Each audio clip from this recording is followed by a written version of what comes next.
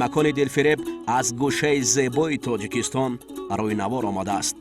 ноҳияи дилоро ва хушманзараи Моминобод. Моминобод ноҳияе дар вилояти Хатлон ки бо боду ҳаво ва манзараҳои зебову сабзпӯшаш дар дили сайёҳон ҷой гирифтааст. кӯҳҳои сарбафалаки ин ноҳия ки 40 духтарон шӯҳрат доранд, ба ҳусни ноҳия зебогиза менамояд.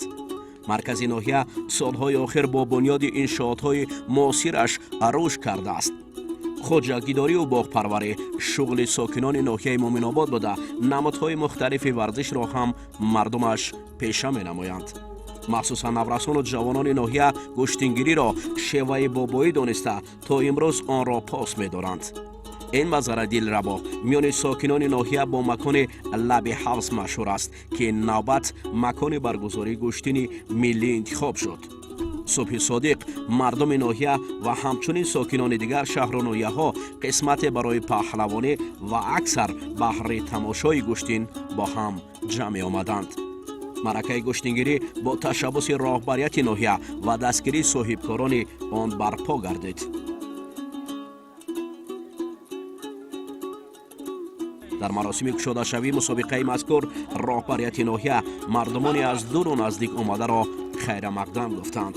ноҳияи Моминобод имрӯз тавонистанд ки ин қадар мардумро аз тамоми гӯшаву канори ҷумҳурии азизамон ба ноҳия даъват кунанд. имрӯз дар сартосари ҷаҳон гӯштини миллии мо мақоми байналмилалӣ гирифтааст. ҳозирини арҷманд, имрӯзҳо мо дар арафаи таҷлили ҷашни 35-мин солгарди истиқлолияти давлатии ҷумҳурии Тоҷикистон қарор дорем. ба ҳамаи шумо истироҳати бофароғатро таманно менамоям. махсусан барои бедор кардани ҳуввияти миллӣ дар маросими кушодашавӣ суруди миллии Тоҷикистон дар фазои софу беғубори сабзпӯши лаби ҳавз бо тантана садо дод.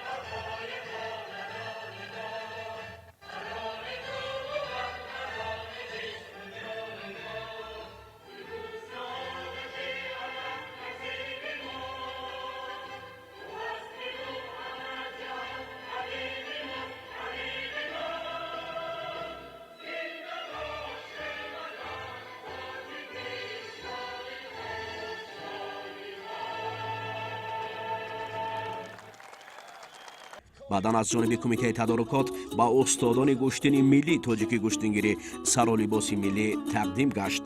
ҳайати меҳмонони фахриро паҳлавонони номдори ватан ва пирони кор ташкил медоданд. онҳо аз иқдоми мазкур шод гардида барои шогирдон ва паҳлавонон дуои нек мекарданд. имрӯз аз ҷаҳонишавии гӯштини миллии тоҷикӣ ҳама хурсанд аст.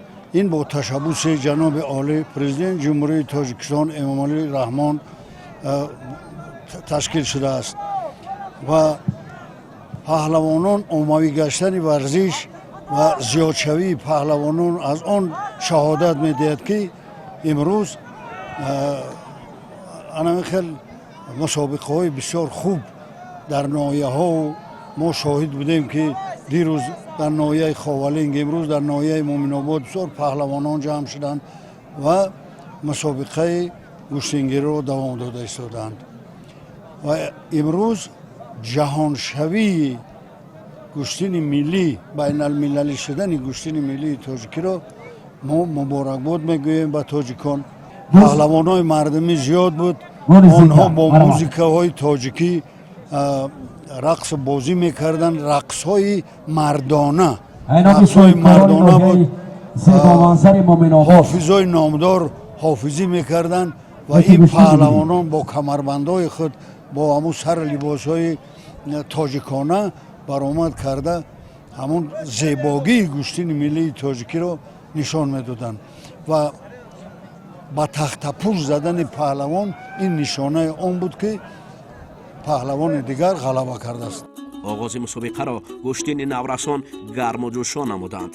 ҳар як кӯдаку ҷавон бо умеди пирӯзӣ рӯи гиреми гӯштингирӣ мебаромаданд.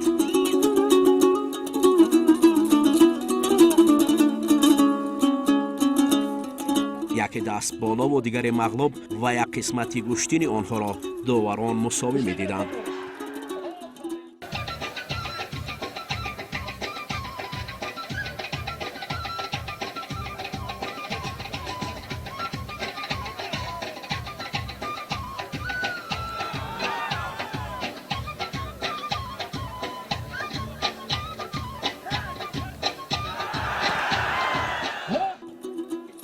дар ҷараёни рақобатҳои писарон чанде аз духтарон ҳам ба майдон омода мақсади гӯштингирӣ мекарданд.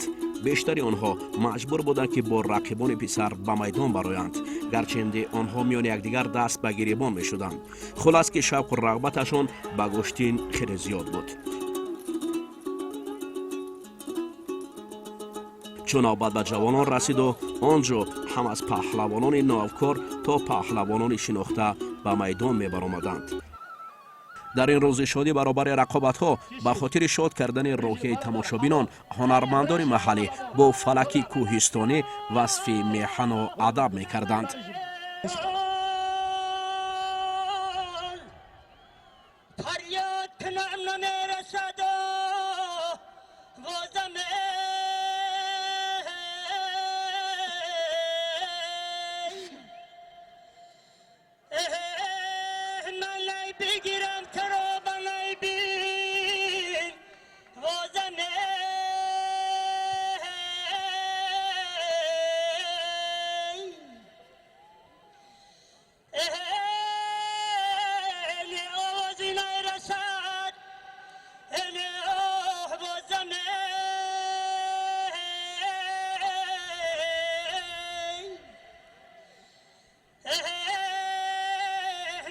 شکند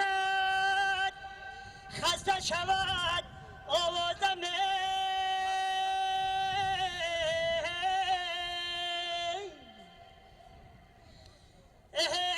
جان در تنی مردی به ادب لرزانه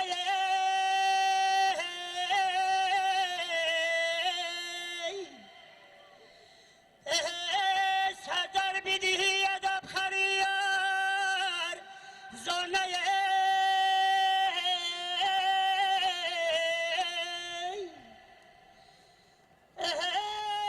ای به ادبی کسی به مقصد نرسیده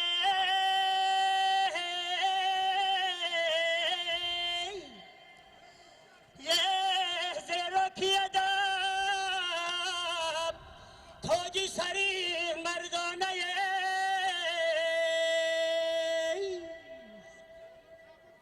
ҷараёни рақобатҳо хеле диданӣ ва шавқовар буданд.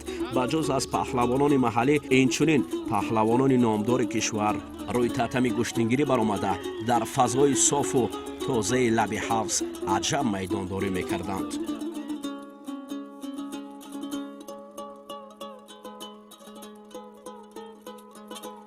ҷаҳонӣ гардидани мақоми гӯштини милли гӯштингирӣ собиқадорони ин нави варзишро хушнуд кардаасту онҳо аз ин иқдоми нако хеле ифтихор доранд. пеш аз оғози сухан гуфтанӣ ҳастам эй мардуми шарафманди тоҷик, ин имконияту ин чизе ки ба мо имрӯз истиқлолият додааст شکرانه آن کنیم و این امکانات هایی که رهبر دولتمون پرزیدنت جمهوری تاجیکستان امام علی رحمان برای بین المللی گرداندن چنین مسابقه با نفوذ امروز افتخار میکنیم. دستگیری همیشگی پیشوای ملت اساسگزار صلح و وحدت ملی گوشتین ملی امروز توانست در عرصه بین المللی گوشتین ملی را به رسمیت شناختند. این افتخار هر یک شهروند جمهوری تاجیکستان است. این نشانه آن است که امروز ببین در تمام گوشه و کنار جمهوری تاجیکستان چنین مسابقه های با نفوذ برگزار گشته ایستاده است که ننگ ناموس آن جوانمردان جمهوری تاجیکستان را که برای در سطح بلند گذاردن چهاربینی بیدار کرد. و ببینید که امروز خیلی که میاد 21م چهاربینی ورزشی در سال 2023 می باشد که اینش از آنش فرق ندارد. روز بر روز سطح برگزاری چهاربینی های ما خیلی و خیلی هم زیاد شده است. ببینید در یک منظره زیبا منظری در یک ناحیه زیبا منظری ناحیه مومن آباد که از تمام گوشه و کنار از بدخشان، از ختلان، از سوخت، از جمهوری ازبکستان در چنین چهاربینی شرکت ورزیدند. این افتخار ما است که امروز از جمهوری‌های با ما همسایه در گوشتین ما اشتراک میکن. این باعث افتخار هر یک ما است. مردم دائما پهلوانان خوش‌طالع و نامدار را تقاضا برای هنرنمایی میکردند. حتی در این جریان پهلوانان سنگین وزن هم میان هم برآمد میکردند.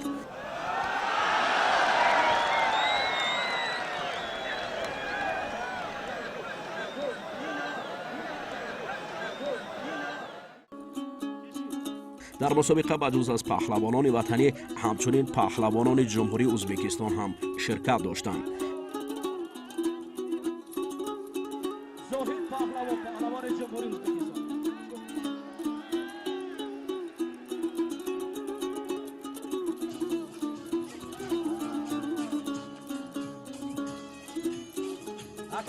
زاهد پهلوان میزبان اولین دیدارش را با تازه قهرمان جوانان جدای آسیا ابراهیم المرادوف برپا کرد. این رقابت دور و دراز دوام نکرد و پهلوان ما با هجوم خویش اشتباه کرده از دست زاهد ازبک به پشت افتید. رحمتشاه دولتов چی بود؟ برادر عزیز داور نگاه کن. حالا میتا زاهد پهلوان المرادوف را با تخته پشت افتاد. زاهد لب میدان آمده برای دوم بار با خورشید مجیدوف پهلوان محبوب کشور اندر میدان شدند.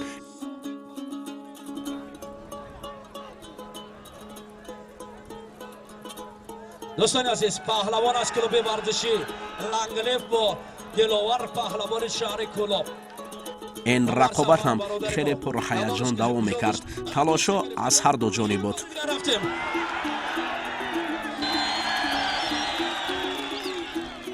داوران بعد کشاکش زیاد به خلاصه آمدند که این دیدار را مساوی اعلان کنند. زاهد تأثیرات خویش را دایر شرکتش در میدانهای تاجیکستان چنین بیان کرد. خوشنود از آنم که در قلمرو برادر کشور تاجیکستانم. ما مردم ازبک و تاجیکان برادرانم گوشتین را دوست می داریم. ماه است من در تاجیکستانم و پیوسته در گوشتین های محلی اشتراک می کنم. انقریب همه رقیبان و دوستانم را اینجا دریافتم.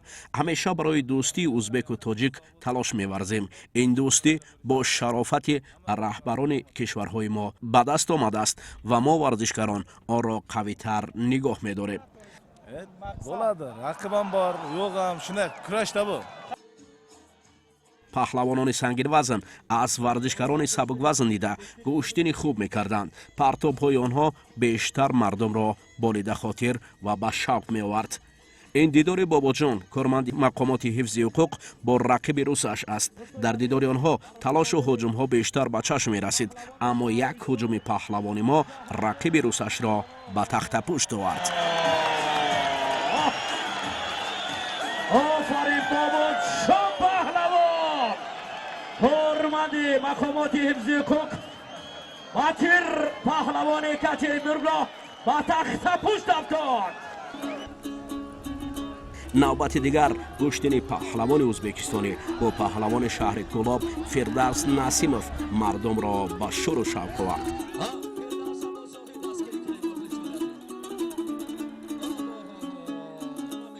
махсусан як партоб аз гӯштини онҳо нуқта гузошт.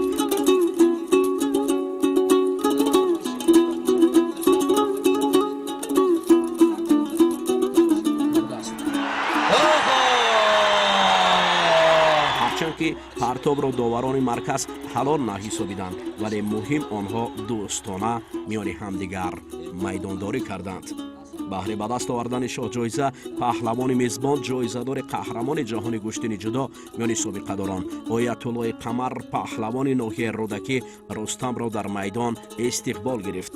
зурозмоиҳои онҳо чанде бо ҳуҷумҳои якдигар ҷараён гирифт. ҳолатешуди онҳо камар доштанду қувваи Оятулло боло рафту рақибро бо ду шона ба пушт афтонд. ин 100% ҳалол буд ва соҳиби шоҳҷоиза гашт.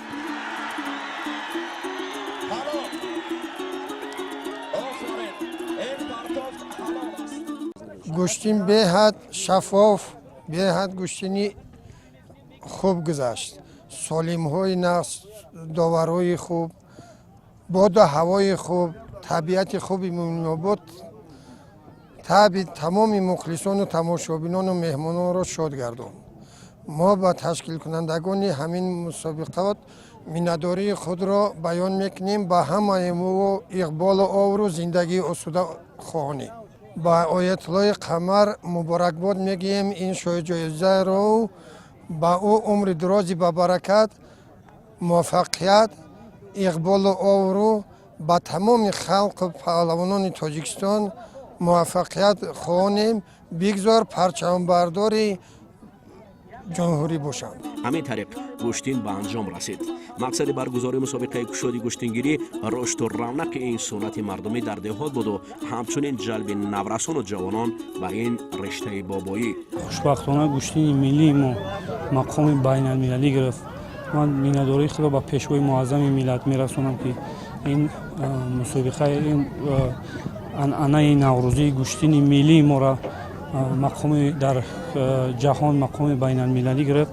ман миннатдории худро ба пешвои муаззами миллат мерасонам. як бори дигар изҳори сипос ба кулли мухлисон мерасонам ки маро дастгирӣ карданду он тавонистем дар ҳамин мусобиқа соҳиби шоҳҷоиза гардидем. боварӣ дорем ки шумораи чории мусобиқаҳо боз ҳам бештар мешаванд.